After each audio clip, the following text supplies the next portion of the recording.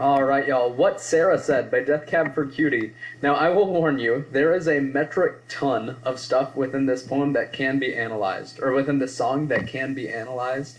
That's because the artists of this song, Death Cab for Cutie, largely Ben Gibbard, their lead singer, they do a lot of stuff with the poetry and their lyrics, but there's also a lot to look at with the musicality of this song. So we do not have time within this video to listen to this song together.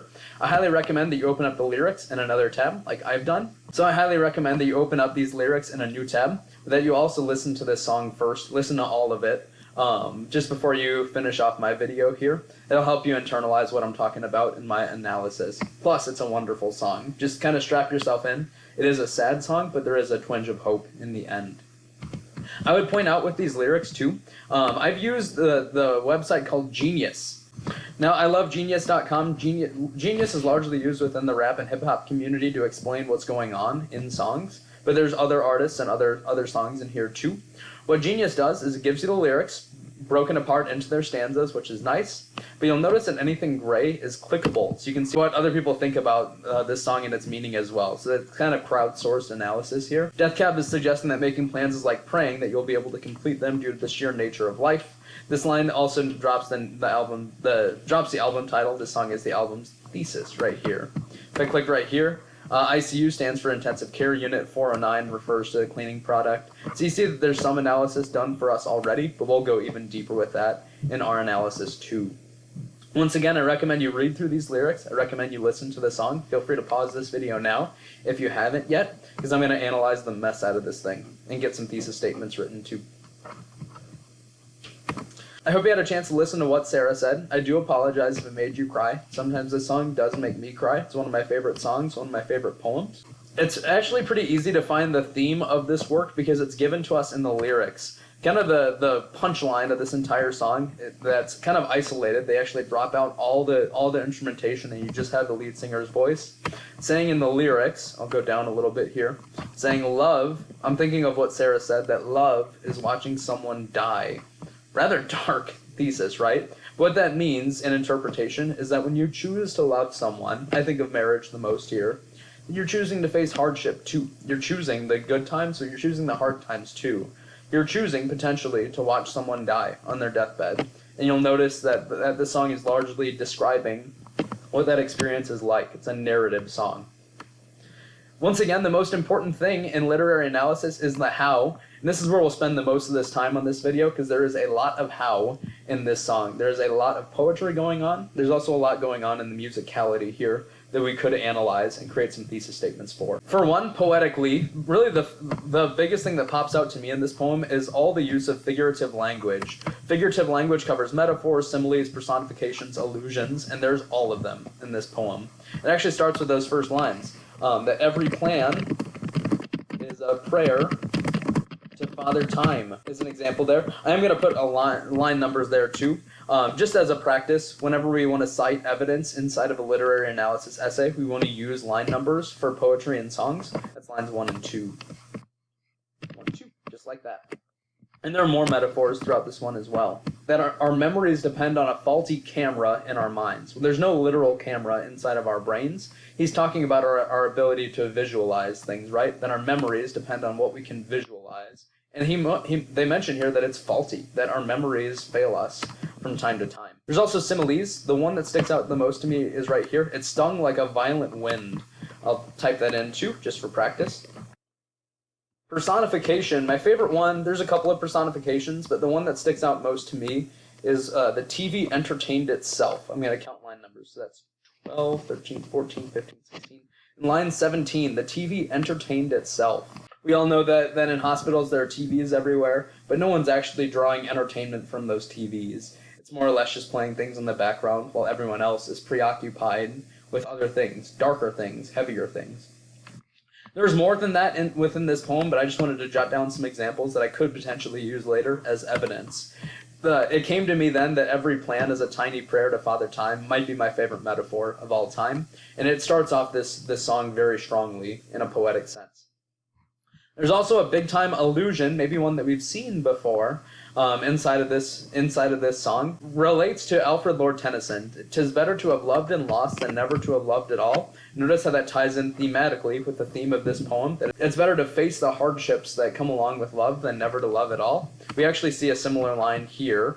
It's lines right below the faulty camera, lines 13, 14. "I knew that you were truth, I would rather lose than never to have lain beside it all." They modify that line a little bit, but that is an allusion to Tennyson there. And I bet Genius points that out, right? There it is. Alfred Lord Tennyson, 1849.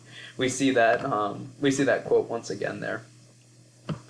Again, there's more going on figurative language-wise in this poem, but if I could potentially use figurative language in general as an idea for my thesis as I bring out that theme.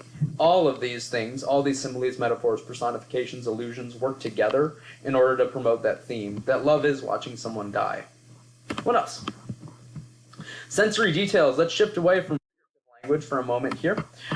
If we notice, since the song tells a narrative, tells a story, at least in the first half, there's a lot of great sensory details to highlight those themes and those tones. Lines 3, 4, "I stared at my shoes in the ICU." You get that image right there of this man maybe hanging his head, looking down, intensive care unit, someone's in big medical trouble. That reeked of piss and 409, some smell details there too. It really paint a picture of what it's like to be in such a dire situation in a hospital. And there's more too, right? Each descending peak on the LCD, it's an EKG, a heart monitor. You can maybe hear it as well. Another sensory detail there. Vending machines, year-old magazines, the TV entertaining itself again, nervous paces, bracing for bad news. I think the actual lyric is nervous pacers, so people who are pacing, who are waiting for bad news. We get this picture, this very clear picture of what this hospital room is like. Something else I would note there as a sensory detail, sound devices. So there is some alliteration in this song, but I want to point out the assonance this time. Assonance is repeated vowel sounds in poetry. Let's look at this first stanza here, just to get an idea. Now for assonance, artists use assonance for two reasons. One is to control the meter of a song. Longer vowels are slower, shorter vowels are quicker. So for instance, is quick. I'm a bad man with a bat, right? It's a rather fast line.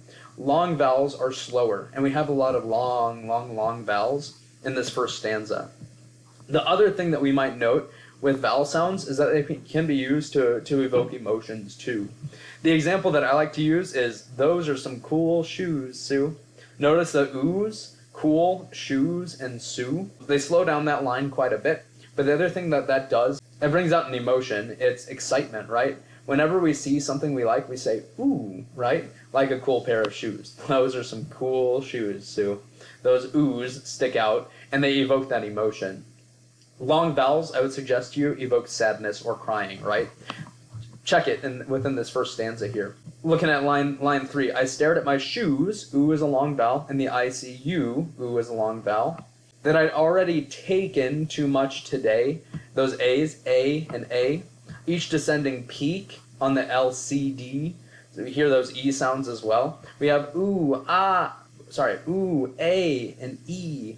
These long vowels might evoke emotions of sadness or tears, which ties in once again with the overall environment of this song, right? This overall tone of sadness, this overall idea, or this overall picture of this hospital waiting room that we're in, or that our speaker of this song, of this poem, is in. Let's talk about tone too. So we can notice, "Love is watching someone die" is a depressing line, right? So the tone of this poem in general is rather depressing. All these things work together to create that tone. I want to note that there's a possible shift at the end. If we look at those last 3 lines, so "who's gonna watch you die" sounds kind of dark, but if we think about the line before, that love is watching someone die, another way to think of those lines, think of those questions is, so who's going to love you? It ends up with these lines that ask the listener of this song, hey, who loves you? Who do you love? And how are you going to chase that down in your life? We should note that the end of this song, actually, tonally speaking, is more positive than the beginning. That's going to be really important when we look at the musicality too. Now, we notice that there's a ton of stuff happening poetically in this song. There's even more than I didn't even mention because I don't have time that I could use to develop those themes in my thesis. But let's talk about the musicality of this song as well. Now, I should note, I am not a music teacher or a music expert. I was in band in high school. I know a little bit, but there's tons more than I'm going to cover right here. But I just want to show you how even the musicality, how some of the musical decisions that artists make can bring out themes too. Let's start just by talking about the structure of this song. So what we might notice in the lyrics right here is that at about the exact halfway point of this song, there's a big shift. So everything that's happening lyrically, almost everything I should say, actually happens in the first 3 minutes of this 6-minute song. What I found, so the video itself is 6 minutes and 20 seconds. 3 minutes and 10 seconds, exactly halfway, takes us to the song's punchline, that love is watching someone die. The other half of the song is almost entirely instrumental. And I want to point out, because this is literary analysis, is that that's on purpose. And we'll see why in just a moment here too. So we've got this narrative, this rather dark, depressing narrative.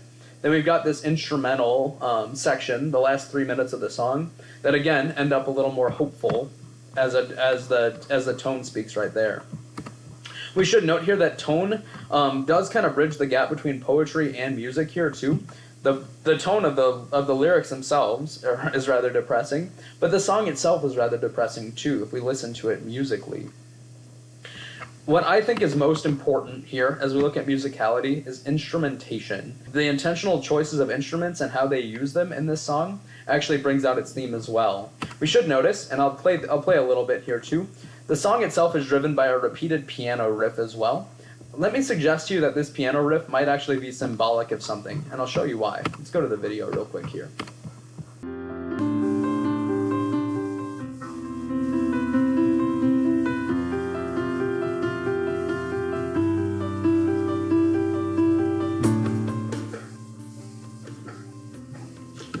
Just wanted you to capture that a little bit there. So 3 big instruments happening there. There's the piano, which drives the entire song. It's not the slowest piano riff in the world. It actually kind of keeps the tempo going. There's also those drums that keep it going too. But I hope you also heard the bass in the background too. There's some really, really, really low bass guitar notes in this song that perhaps gives us this sense of foreboding, right? That there's this light, airy, fast piano riff going on. But in the background, there's also these kind of notes of solemnness, of sadness, that's in the background too. But there's something heavy going on in the background here. Let me suggest to you that piano riff is possibly symbolic. We talked about the halfway point of the song. I want you to listen right here about what's going on in the words and the instruments halfway. We'll go to like 3, maybe 255, see what's going on here.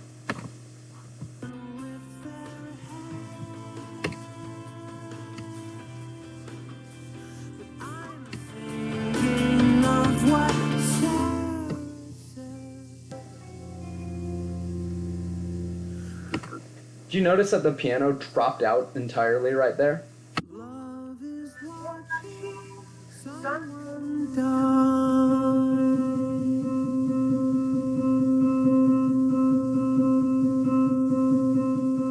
Let me suggest to you that piano riff that's running throughout the first 3 minutes of the song is symbolic of a character's heartbeat.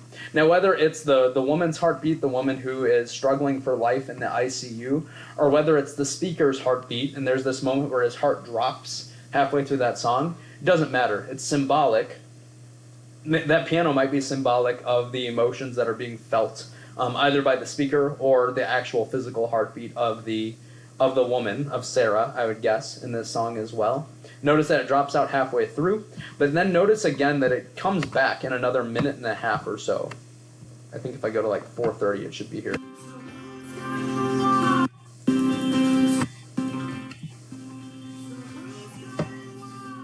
So notice that riff's not listening.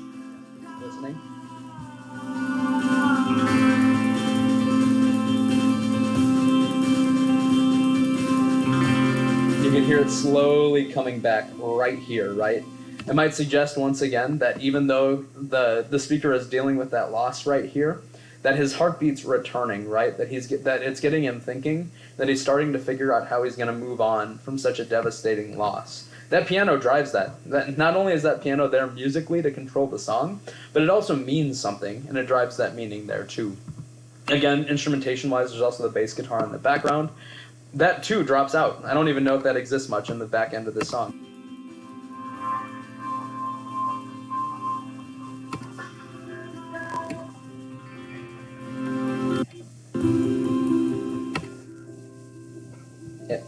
no bass guitar, and all that's left in the end, once again, is that piano riff once again, too. The tone ends up being more positive in the end. So just notice how interesting that is, how structure and tone and instrumentation and meaning all come together, and how songs are constructed. One more thing you might note musically is vocal tone. Now, Ben Gibbard, the lead singer of Death Cab for Cutie, has an incredible range. But it should be noted that most of this song uses the high end of his range as well. That too could tie into tone. I think it creates a sense of urgency. Maybe if we listen to the very beginning once again. Listen to how punchy the beginning of this song is, and also how high in his range it is too. Let's skip a little bit.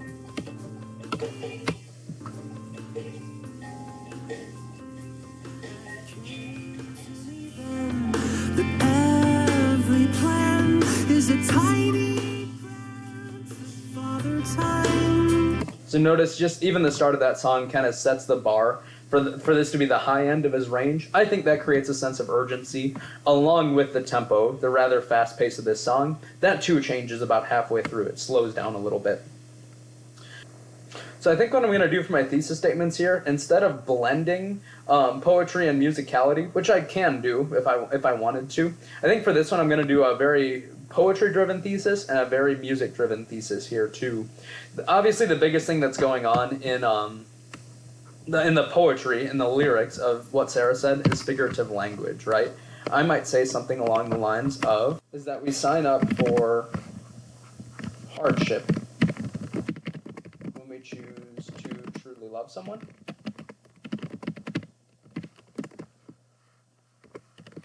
The artist mainly uses figurative language to develop this theme. Now notice right here, so I'm basically choosing with this thesis to write my entire essay about the figurative language of this song. There is enough of it to make my point within an essay this large, 1.5 to 3 pages. I could just as easily make this about tone too. The theme of what Sarah said is that we sign up for hardship when we choose to truly love someone. The artist intentionally creates a depressing tone to capture the heaviness of this statement. Something like that I could use as my thesis right there. Again, there's so much going on in the poetry here that for an essay this small, I basically have to pick and choose which devices I want to focus on most. To choose too many will be to give myself too much length on this essay.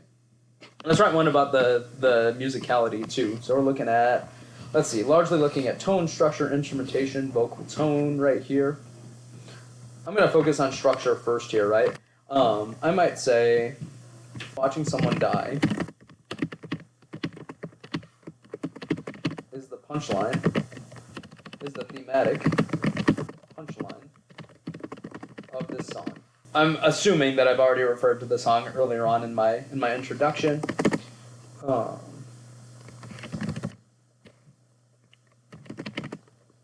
Love is watching someone die is the thematic punchline of the song, but at the song's halfway, at the halfway point. Death Cab. Love is watching someone die is the thematic punchline of the song. It comes at the halfway point. Death Cab structures their lyrics and instrumentation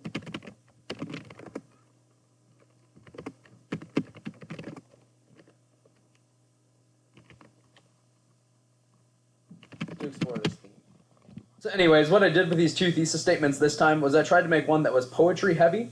I tried to make one that was musically heavy. I could try to write a thesis statement that blends poetry and musicality, but I think I'm going to save that for my next video as I look at Intro 3 by NF. These are good thesis statements to use. I hope you enjoyed this song, and I'm sorry that this video ended up a little bit longer. It's just what happens when I nerd out about poetry analysis.